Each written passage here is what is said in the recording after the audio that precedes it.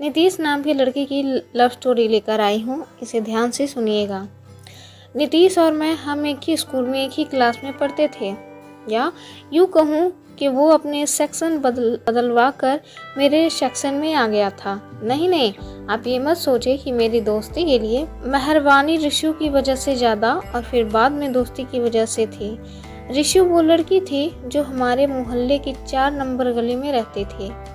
उसके पिता वही हमारे मोहल्ले में एक छोटा सा क्लिनिक चलाते थे और Rishu Amar Jyoti school CO education पुतली घर में पढ़ती थी, जो कि हमारे शहर का बड़ा प्रसिद्ध इलाका था। नीतीश और मैं हम दोनों अमृतसर DAV बॉय स्कूल हाथीगेट में पढ़ते। नीतीश हमेशा पढ़ता था ताकि ऋषु को अपने दिल की बात कर सके। इसके हमारा स्कूल 9 बजे लगता था, मगर फिर भी हम रोज 7:30 बजे चौक पर पहुंच जाते थे, क्योंकि ऋषु लगभग इसी वक्त वहां से स्कूल के लिए साइकिल रिक्शा लेती थी। न चाहते हुए भी बावजूद अमृतसर की कड़ाके की सर्दी के रोज जल्दी उठना पड़ता था। नीतीश का प्यार मेरे लिए एक सजा से कम नहीं था और मैं कहता था दोस्ती की दे नखरा की। तो आज भी रोज की तरह इतनी ठंड के बावजूद ठंडे ठंडे पानी से नहा के school uniform, grey pant, white shirt और उसके ऊपर मैरून स्वेटर पहने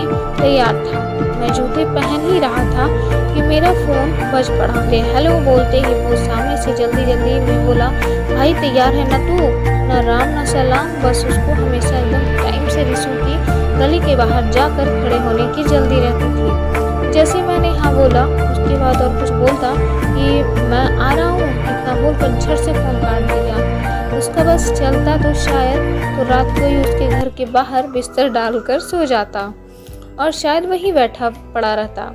मैं अपना नाश्ता कर चुका था और बस अपना स्कूल बैग कंधे पे टांगे बरामदे से अपनी साइकिल ही निकाल रहा था। कितने में वहाँ से आ पड़े और बस जल्दी का राग अलापने लगे। हम दोनों मेरी साइकिल से स्कूल जाते थे। ऐसा नहीं था कि नीतीश के पास साइकिल नहीं थी, पर उसका कुछ पता नहीं होता था कि आशिकी के चक्कर में कब क्या प्रोग्राम बन जाए, तो फिर साइकिल कौन संभाले।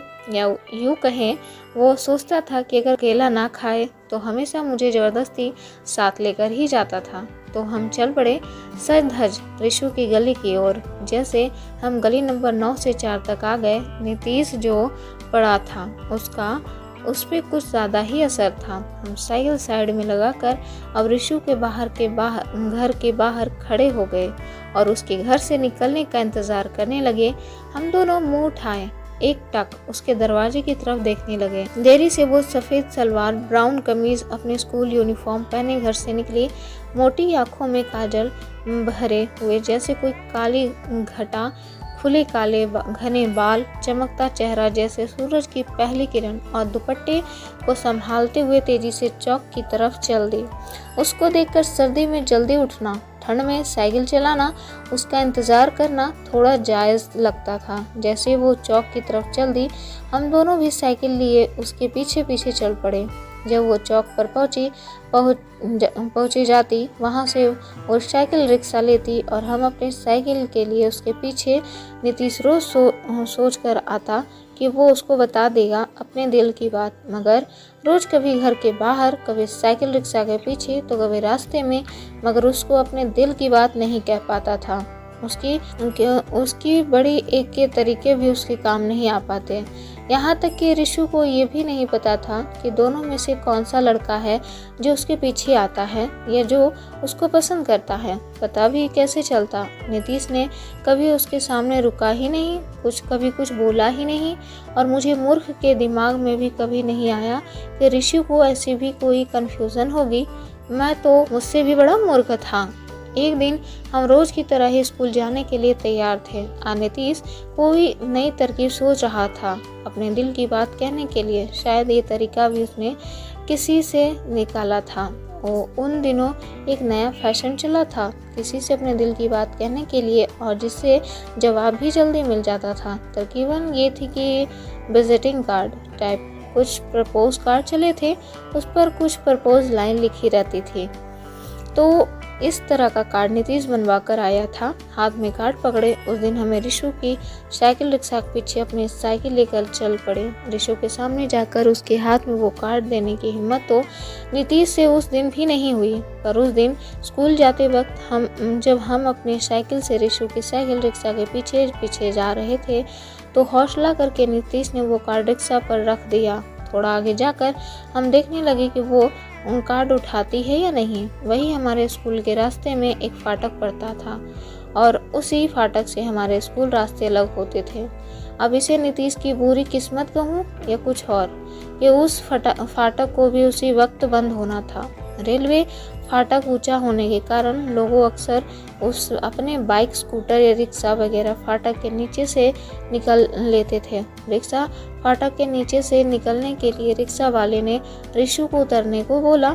जैसे वो नीचे उतरी तो वो कार्ड नीचे गिर गया। अब भगवान जाने उसने वो कार्ड देखा भी कि नहीं या उसको पता भी चला कि नहीं, क्योंकि ज़्यादा भीड़ के दूरी के कारण वो दिखा ही नहीं। हम 9वीं से 10वीं क्लास में हो गए पर नीतीश उसको दिल की बात नहीं कह पाया। वक्त गुजर रहा था, हम 10वीं क्लास में आ गए थे। इस बीच नीतीश को कई बार कभी लव स्टोरी वाली मूवी दिखाई, कभी लव स्टोरी की किताबें पढ़ाई, तो कभी कैफ़े जाकर इंटरनेट से तरकीबें पढ़ी, देखी कि कैसे अपने दिल की बात कहे, अपने प्यार से सब किया। जो कुछ बाद नया तरीका सोच कर जाता है, पर जब रिशु के सामने जाता है तो फिर सुन पड़ जाता है, उसकी जुबानी बंद पड़ जाती है। मैं भी उसको समझा कर थक गया था। हर तरकीब नीतीश के आगे फेल पड़ जाती। स्कूल में, घर में, रास्ते में, हर जगह यही टॉपिक चलता रहता। सारे बॉय स्कूल के लड़के भी उसको रिशु के नाम से छेड़ते रहते थे। अब हमारे 10वीं के फाइनल एग्ज़ाम आने को थे। नीतीश की चिंता और बढ़ गई थी, क्योंकि हमें नहीं पता था कल हम सब किस स्कूल में, किस स्ट्रीम में होंगे और नीतीश की लव स्टोरी का क्या होगा। फिर एक दिन जब रविवार को मैं देर तक सो रहा था तो तकरीबन 9 बजे के पास मेरा फ़ोन बजा। मन में ख्याल आया, कौन है बे जो रविवार को भी सोने नहीं दे रहा। एक रिंग, 2 रिंग तक बड़ी कोशिश की कि खुद ही कॉल करना बंद हो जाएगा, जो भी कर रहा। तकिया उठाकर कान भी बंद कर लिए, पर ये कॉल आनी बंद ना हुई। बड़े हिम्मत कर अपनी नींद का त्याग कर बेड से रेंगते हुए सामने टेबल पर पड़े फ़ोन को बिना देखे उठाया तो आवाज़ आई, भाई अभी तक सो रहा है। आवाज़ सुनते ही मैं समझ गया, आ गया मेरी जान का दुश्मन, नीतीश का कॉल। मैंने कहा, बोल भाई क्या हो गया, आज तो सोने दे। सामने से नीतीश बोला, तुझे पता भी है आज क्या है। मैं थोड़ा तंग होकर बोला, क्या है भाई, संडे है आज, और क्या है। वो फिर बोला, भाई संडे है तो मुझे भी पता है, पर तुझे पता नहीं, आज वैलेंटाइन डे है। मैं जवाब दिया, अच्छा तो भाई क्या करे, मुझे डेट पर लेकर जाएगा क्या। हंसते हुए नीतीश बोला, अरे नहीं यार, आज मैं बोल कर रहूँगा अपने दिल की बात रिशु को। मैं थोड़ा उसके मज़े लेते हुए मजाक में बोला, वो तो तू रोज़ ही बोलता है, और है आज तो वैसे भी छुट्टी है तो वो अपने घर होगी। अब घर जाएगा क्या उसके प्रपोज करने। नीतीश पूरी गर्मजोशी से बोला, सब पता कर लिया तेरे भाई ने, रिशु की एक्स्ट्रा क्लास चल रही है एग्ज़ाम की तैयारी के लिए, तो आज भी स्कूल। इतना बोल कर कहने लगा, मैं आ रहा हूँ तेरे पास 1 घंटे में, और कॉल कट कर दिया। खैर अब नींद की कवाड़ा तो नीतीश कर ही चुका था। मैं भी नहा धो के रेडी हो गया और मन ही मन सोच रहा था कि आज पता नहीं कहाँ घुमाएगा, लगता है रात को पढ़कर सोया होगा, तभी इतना जोश में है। आज भी रिशु को प्रपोज कर पाएगा या कि नहीं।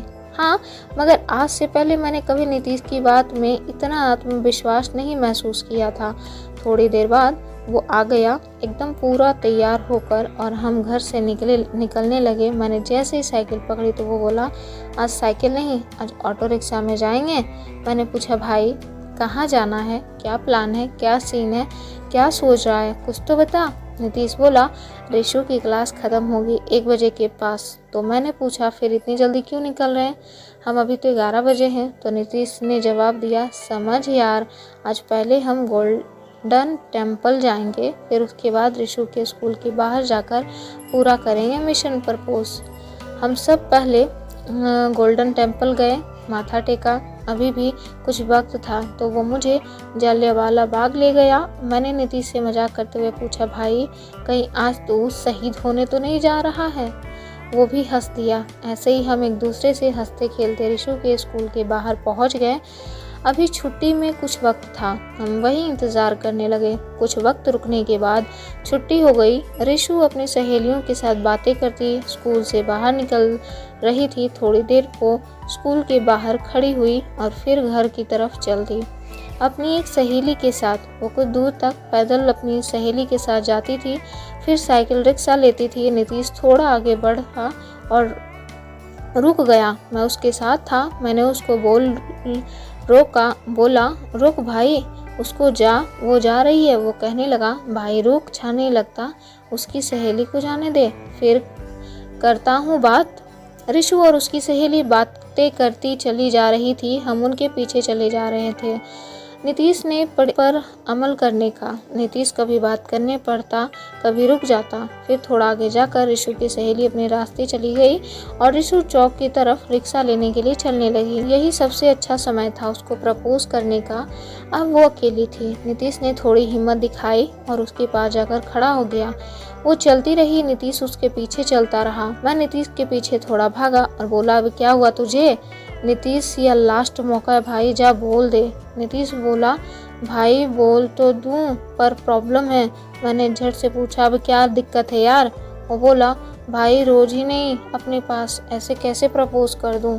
मैंने जल्दी से कुछ 10-11 रुपए निकाले अपनी जेब से और कुछ पैसे उसे दिए और वो उसके पीछे चलता रहा और मैं दौड़कर एक गुलाब का फूल लाया, नीतीश के हाथ में दिया और बोला, अब जा भाई, अब ना रुकना। नीतीश फिर रोज लेकर उसके पीछे, मैं नीतीश के पीछे वो चौक तक पहुंच गई और रिक्शा देखने लगी। नीतीश फिर भी उसको देखता रहा। जैसे वो साइकिल रिक्शा में बैठी, नीतीश रोज लेकर उसके पीछे भागने लगा और उसके पीछे भागा। थोड़ी दूर तक गया, थक कर रुक गया।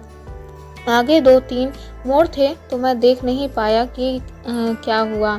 मुझे पूरी उम्मीद थी कि बात बन गई। मैं धीरे धीरे आगे गया तो नीतीश वापस आ रहा था। मैं बड़ा खुश था ये देखकर। उसके हाथ में रोज नहीं था। मैं समझ गया कि बात बन गई, मगर उसका चेहरा उतरा हुआ सा था। मैंने पूछा, क्या हुआ भाई, क्या बात है? नीतीश मायूस आवाज में बोला, कोई बात नहीं हुई।